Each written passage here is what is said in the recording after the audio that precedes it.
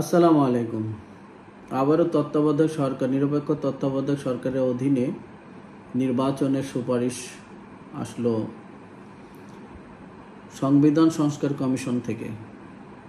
এই সংবিধান সংস্কার কমিশনের যিনি প্রধান, উনি অত্যন্ত জ্ঞানী একজন ব্যক্তি। আমেরিকার ইলিনস স্টেট ইউনিভার্সিটির একজন প্রফেসর, হয়তো পুরো নামটা বললে Illinois State Normal University, one of the oldest public university in USA. উনি যখন এই পদে আসলেন, আসলে আমরা খুবই উচ্ছ্বসিত এবং অনেক একটা ভালো কিছু হবে এরকমই আশা করছিলাম। তো এই প্রস্তাবটা আসলে আমার কাছে সত্য কথা বলতে একটু গতানুগতিক, ট্রেডিশনাল মনে হচ্ছে। এটা নতুন কিছু না। ওনার আসলে অনেকগুলো প্রস্তাবই আমার কাছে খুব নতুন কিছু মনে হয়নি। আর এগুলা মানে সত্য কথা বলতে, যে আপনারা সংবিধানের যদি অনুচ্ছেদের পরিবর্তন করতে চান, নির্বাচিত সরকাররা পারবে না কেন? আপনারা যেটা করে যাবেন সেটা চেঞ্জ করে দেবে। একটু ভাবার সুযোগ নেই আসলে। আমরা দেখছি তো তাই হচ্ছে। তবে যে জিনিসটা হচ্ছে যে এই তত্ত্বাবধায়ক সরকার ব্যবস্থা সুফল তো নিশ্চয়ই আছে, কারণ একজন নিরপেক্ষ ব্যক্তি সুন্দর একটা নির্বাচন দেবে, একটা ভালো ফল বা মানে খুব উৎসবপূর্ণ পরিবেশে একটা নির্বাচন হবে, সব দল ভোটে অংশগ্রহণ করবে এবং প্রতিটি ভোটার নির্বাচনী কেন্দ্রে যাবে। এটা কেনা চায়, গণতন্ত্র পূর্ব শর্ত এটা। কিন্তু আমরা কি দেখেছি? আমি যদি জাস্ট একটু সংক্ষেপে একটু বলি যে 91 থেকে তত্ত্বাবধায়কের চাপটা শুরু হলো। তার আগে যে পরিমাণ আন্দোলন বা সহিংসতা মানে যা হয়েছে, তার চাইতে কি 71 এই 91 পরে কম হয়েছে?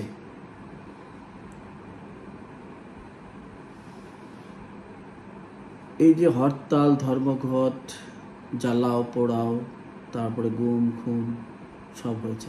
বলবেন হয়তো এইসব তো করেছে দলীয় সরকার, নির্বাচিত সরকার না, কিন্তু কেয়ারটেকার সরকার না। কিন্তু কেয়ারটেকার সরকার এদেরকে নির্বাচিত করে গেছে, আবার করে যাবে। তারা আবার সংবিধান পরিবর্তন করবে। আসলে নতুন কিছু দরকার আমাদের।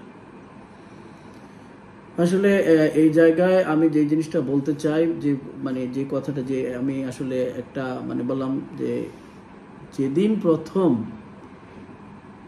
এই কেয়ারটেকার সরকার ব্যবস্থার প্রস্তাব বা কথা আসলো এবং ইমপ্লিমেন্টেশনে গেল, তখন থেকে আমার ভিতরে একটা সংশয় কাজ করতো। আমি কাউকে বলতে পারতাম না, মনে হচ্ছে যে কথাটা কি বলাটা বোকামি হবে কিনা, কিন্তু আজকে সেটা বলতে চাচ্ছি।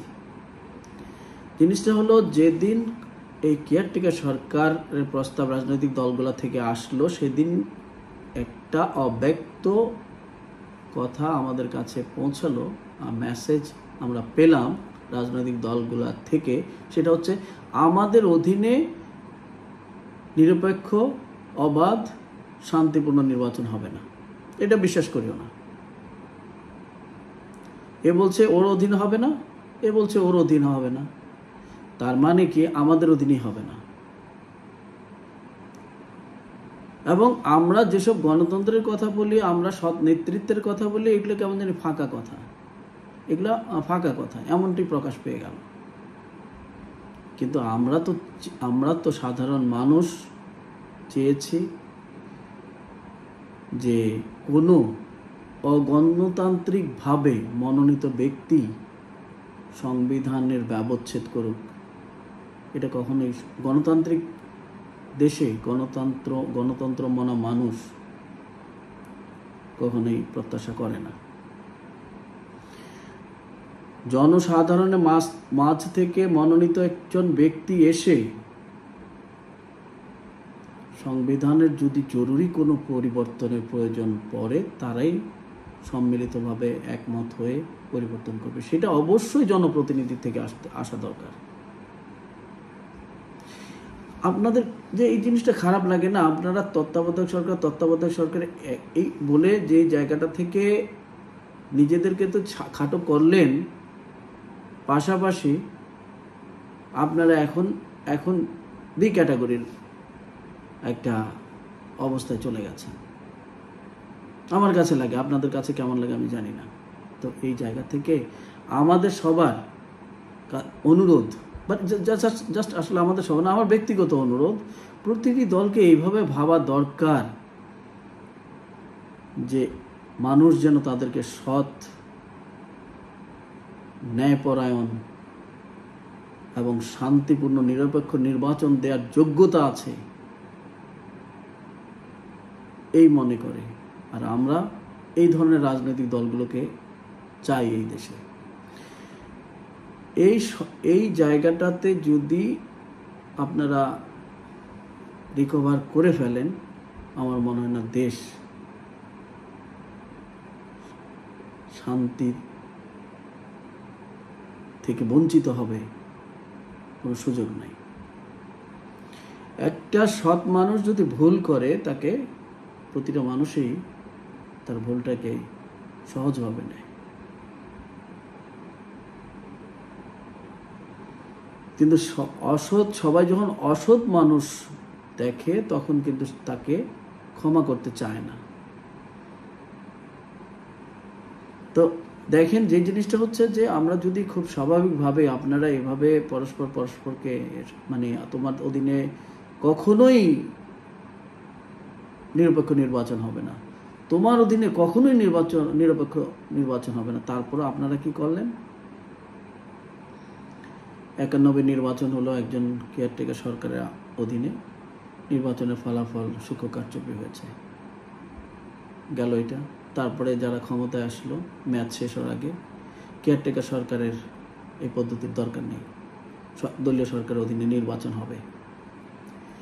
দলীয় সরকারের অধীনে নির্বাচন হবে একদম অনেকটা চাপিয়ে দেওয়ার মতো নির্বাচন হলো। বাকি সব দলগুলো এটা প্রহসনের নির্বাচন, এবং আপনাকে স্বৈরাচার বলা শুরু করলো।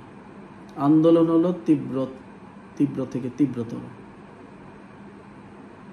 তারপরে একটা কেয়ারটেকারের একটা মানে কোনো নরবরে একটা কেয়ারটেকার সরকার তৈরি করা হলো, সেটাও মানলো না। জ্বালাও পোড়াও, সহিংসতা, টানা হরতাল, দেশ অচল, রাষ্ট্রকে অকার্যকর করে ফেলা হলো। তারপর আসলো 1/11 তত্ত্বাবধায়ক সরকার, দেশের মানুষ হয়তো ওই সময়টা স্বস্তি পাবে, এটাই স্বাভাবিক, কারণ তখন জ্বালাও পোড়াওটা বন্ধ হয়ে গেল।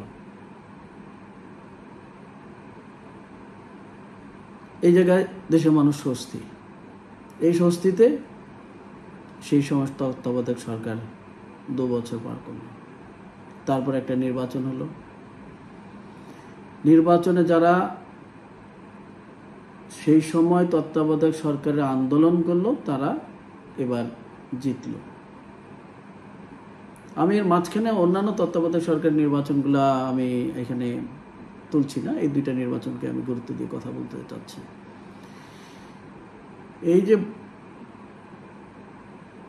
তীব্র আন্দোলন, হরতাল, দীর্ঘ মানে আমার 135 দিন লাইক দিস, এই ধরনের মনে হয় দীর্ঘ সময় হরতাল হয়েছে, দেশের অর্থনীতিকে একদম খুব নাজুক অবস্থায় নিয়ে গেল। সেই আন্দোলনকারী দল ক্ষমতায় আসলো, তার মেয়াদ শেষ হওয়ার পরপরই, শেষ হওয়ার সময় সেও একই কথা, তত্ত্বাবধায়ক সরকারের অধীনে নির্বাচনের দরকার নাই, দলীয় সরকারের অধীনে নির্বাচন হবে। সে তার মানে ক্ষমতার চেয়ারটাকে কুক্ষিগত করতে গিয়ে যত ধরনের দমন নিপীড়ন, গুম খুন, হত্যা, আর দলীয় লোক এবং বিভিন্ন ধরনের ব্যবসায়ী বিভিন্নভাবে ব্যাংক থেকে টাকা লুট, বাংলাদেশের মতো ব্যাংকের রিজার্ভ থেকে টাকা চলে যায়, শেয়ার বাজার স্ক্যাম হয়ে যায়। জনসাধারণ আস্থা রাখবে? জনসাধারণ আস্তে আস্তে খেপতেছে। তারপরে বড় বড় মহারথীরা না, ছোটখাটো পিয়ন, ড্রাইভার, এদেরও শত শত কোটি টাকা মানুষ সহ্য করতে পারছিল না। আপনারা ক্ষমতায় গিয়ে এমন অনিয়মের মধ্যে পড়ে যাবেন, আসলে আমরা তো অসহায়, আমরা কোথায় যাব? ডানে যাব না বাঁয়ে যাব? একটা সবসময় কিন্তু আমরা ডানে যাচ্ছি, বাঁয়ে যাচ্ছি। কখনো আপনার একে ডানকে ভালো লাগে, কখনো বাঁকে ভালো লাগে, কিন্তু যাচ্ছি। তবে এদের মধ্যে যে বেশি ভালো করছে তার পক্ষে জনমতটা বেশি যাচ্ছে সবসময়। জনসাধারণ একটা জিনিস বুঝিয়ে দেখিয়েছে যে নিরপেক্ষ নির্বাচনগুলোতে তারা সঠিক রায়টা দিচ্ছে, এবং যে দলটি তুলনামূলক ভালো সেই দলের পক্ষে রায় যাচ্ছে। তো ফলে জনসাধারণ সিদ্ধান্ত নিতে ভুল করছে না, আপনাদের মধ্যেই জনসাধারণকে বোঝার হয়তো ভুল রয়ে যাচ্ছে এবং জনসাধারণ থেকে দূরত্ব তৈরি করছেন। ফলাফল এই যে ওই সরকার চেয়ার ছাড়বে না, আন্দোলন কিছুই করা গেল না। সবশেষে কোটা সংস্কার নিয়ে যখন ছাত্ররা একবার খেপলো, মোটামুটি নড়বড়ে করে দিয়েছিল, কিন্তু যাই হোক তারপর আবার টিকে গেল। এখানে তার তো দমন নিপীড়ন সবই, জুলুম অত্যাচার সবই চলছে, আর অন্যদিকে অর্থ পাচার, সব কিছু। মানুষ অসহায়ের মতো, এই দেশে মানুষ অসহায়ের মতো দেখেছে, তারপরও সে পদত্যাগ করেনি, করবে না, এমনই জেদ। দ্বিতীয়বার আবার কোটা সংস্কারের আন্দোলন, এই আন্দোলন আর সেই জায়গায় থাকলো না, একটা পর্যায়ে গিয়ে এক দফায় গেল। সেই আন্দোলনে আমরা যা দেখলাম যে পুলিশ এত বেপরোয়া হয়ে গেল। পুলিশ আমাদের মধ্য থেকে, আমাদের মতোই দেশের নাগরিক, কিন্তু তারা কেন এমন বেপরোয়া হলো, এখনো এটা আমার মতো সাধারণ মানুষ তো কোনো হিসাব মিলাতে পারেনি। কিন্তু এই পুলিশ এত বেপরোয়া হয়ে গেছে যে খুব কাছে থেকে গুলি করে মেরেছে, হেলিকপ্টার থেকে গুলি করে মেরেছে, মারতে নিজের সন্তানকে মারতেও ছাড়েনি। আমরা কি এই ধরনের রাজনীতি চাই? আমরা আসলে চাই দেশে দেখা যায় প্রতি শুক্রবার ইদানিং প্রতিটি মসজিদেই আমাদের ইমাম সাহেবদের একটা আল্লাহর কাছে দোয়া প্রার্থনা করেন। আমরা তাদের সাথে হাত মিলিয়ে আল্লাহর কাছে, আল্লাহর উদ্দেশ্যে আমিন বলি যে আল্লাহ এই দেশে শান্তির ফায়সালা করে দাও। আসলে প্রতিটা মানুষ এখন শান্তি খুঁজছে, তবে কেয়ারটেকার হলে সমাধান হবে এমন না। যে জায়গাটাতে সমাধান হওয়া দরকার, যে জায়গাটা আগে দরকার, আমরা কখনোই চাই না, আমরা গণতন্ত্রকামী, কখনোই চাই না অগণতান্ত্রিক মনোনীত ব্যক্তি দিয়ে সংবিধান ব্যবচ্ছেদ হোক। এবং উনারা যদি গণতান্ত্রিক হয়ে থাকেন, আমার মনে উনারাও চান না, চাওয়ার কথা না। সুতরাং যেই জায়গাটা সমস্যা সেটা গোড়ায়, এই গোড়ার জায়গাটা আমাদেরকে আগে ঠিক করতে হবে। তার আসলে সত্য কথা, আমাদেরকে আগে ঠিক হতে হবে।